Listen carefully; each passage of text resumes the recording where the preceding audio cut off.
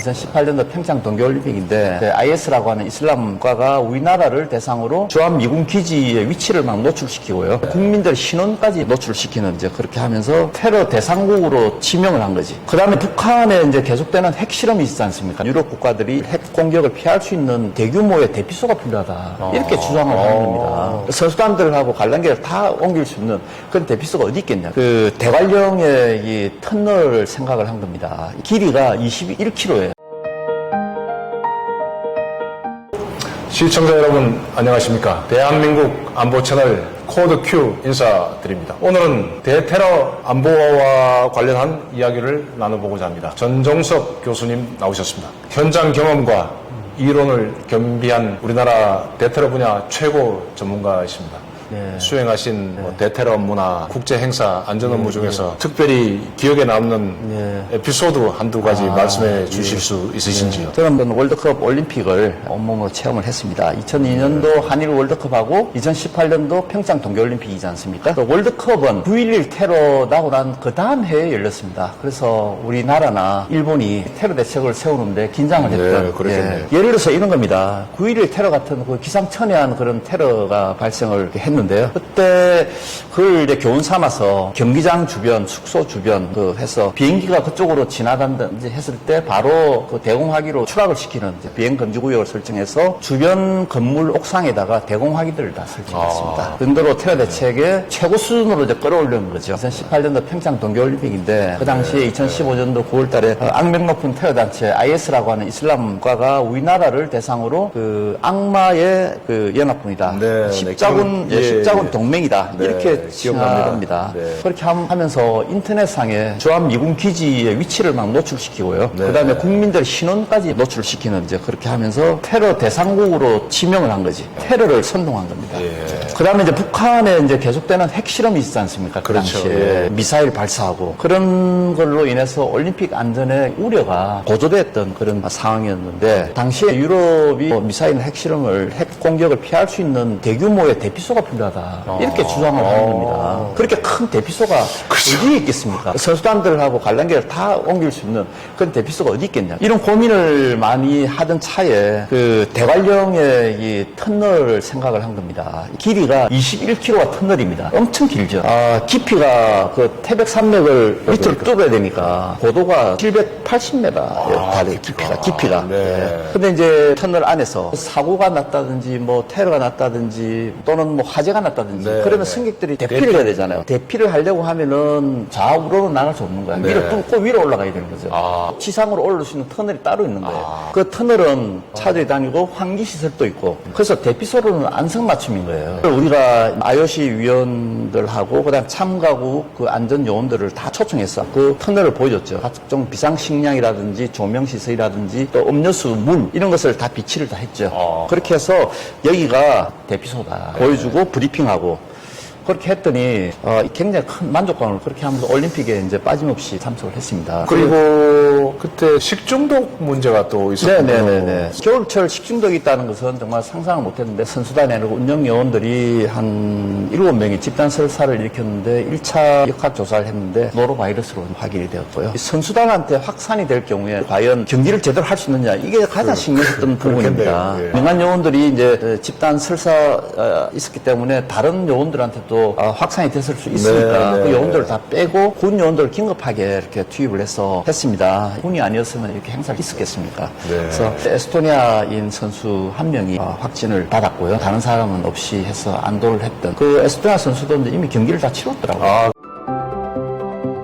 개막식 한 날, 그날 2월 9일 날이었습니다. 입장권 인식기인 RFID가 오작동이 있어서 나중에 1차 조사를 해보니까 해킹 공격이었다는 것이지 그렇게 밝혀졌습니다. 다행히 이제 우리 안전요원들이 이제 자원봉사자들이 협조해서 수작업을 다 했어요. 인식하는 RFID인데 기계가 오작동이 난 거죠. 2년 뒤인가 확인하고 언론에 발표되고 했던 내용이 러시아의 군 정보기관이 이런 소행을 했다. 그 유명한 이제 GRU라고 하는 정보기관입니다. 당시에 이제 선수단들이 도핑 도핑 사건이 있어요. ROC 위원으로부터 러시아는 국가 자격으로는 참여를 못한다. 개인 자격으로 이제 출전을 하라 이렇게 한 거예요.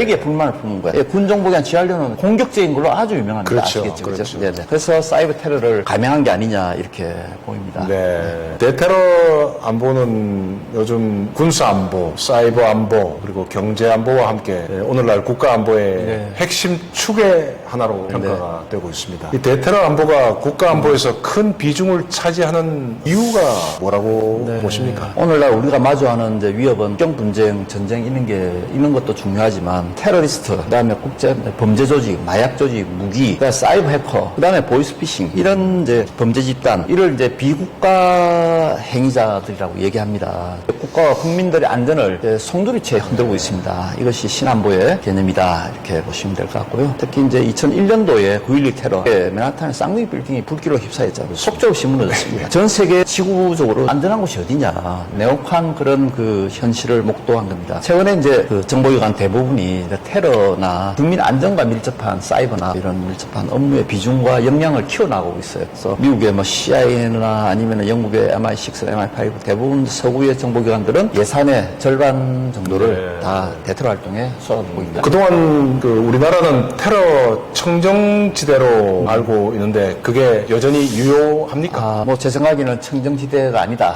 아까 9.11 테러 얘기했지만 전 세계 안보를 송두리째 바꾼 사건이죠. 국가 정보 활동, 그다음에 안전 활동 분기점이 9.11 테러예요. 국가도 국가의 전통적인 형태가 아니지 않습니까? 대한민국을 한번 보십시오. 2004년도에 이제 이라크에 근무하는 가나 무역의 김선일 직원이 참수당했어요. 잘리는 그 다음에 아프간의 그 샘물교회 사건, 선교단 비살 사건이 있어요. 두 명이 죽었지 않습니까? 국내에 한번 보십시오. 국내에 이슬람 국가나 알카이다 등 테러 단체에 가입을 선동하고요. 그 다음에 테러 자금을 몰래 보내다가 적발되는 케이스가 갈수록 매년 늘어납니다. 또한 최근에 이제 뭐 외로운 늑대형 범죄, 어디서 어떻게 발생할지 모르는 그런 범죄, 이런 범죄는 어떻습니까? 불안감, 공포심을 엄청나게 일으키는 게 그런 분야의 범죄예요. 그런 공포심이 큰 거예요. 그게 테러예요. 그 외로운 늑대형 테러죠. 그 IS나 아니면 알카에다의 그런 조직, 집단들이 하는 게 아니고 개인 스스로 그런 그 이상에 대한 감동을 받았다든지 또는 뭐 사회에 대한 자기 불만을 이제 가지고 있다든지 이런 부분에 스스로 이제 자기가 무장을 하는 겁니다. 무장해서 스스로 무기를 찾고 테러를 일으킨대요. 그래서 서방의 정보기관, 전 세계의 모든 정보기관들이 가장 두려워하는 테러가 외로운 늑대형 테러다 이렇게 보이는 겁니다. 이제 뭐 분당 서현동이나 신림동에 발생한 그런 칼부림 사건 있잖아요. 테러는 아니지만 외로운 늑대형 그 범죄예요. 그리고 외로운 늑대들이 테러를 일으킨다고 하면은 정말 끔찍한 그런 상황이 벌어지는 그러니까 거죠. 지금 우리나라에서 발생한 외로운 늑대형의 그런 사람들이 칼을 사용했는데 그 사람들이 그렇죠. 폭탄을 사용한다든지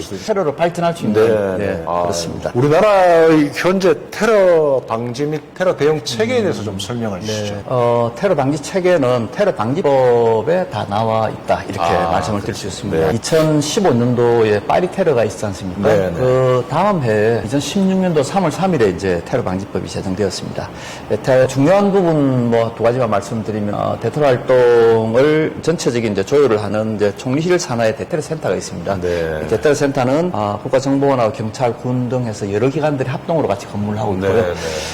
특별히 이제 국정원에 이제 테러 정보를 통합하고 특별히 테러 위험 인물을 추적할 수 있는 여러 가지 수단을 줬는데요. 그 기관이 테러 정보 통합 센터다. 뭐 경찰이나 군이나 아니면 대테러 특공대, 법무부, 뭐 질병관리청 이런 이제 대테러 유관 기관들의 임무가 테러 방지법에 나와 있다. 테러 방지를 위해서는 사전 정보가 무엇보다도 중요하다고 생각이 됩니다. 이 테러 정보 수집은 어떻게 이루어지나요? 대테러 정보 활동이 전부 예방 정보 활동이죠. 테러는 한번 터지면 끝장입니다. 예방 활동, 이런 예방 활동 가운데 가장 중요한 그 예방 정보 활동은 테러리스트에 대한 그 추적입니다. 첩보를 수집해서 막아야 되잖아요.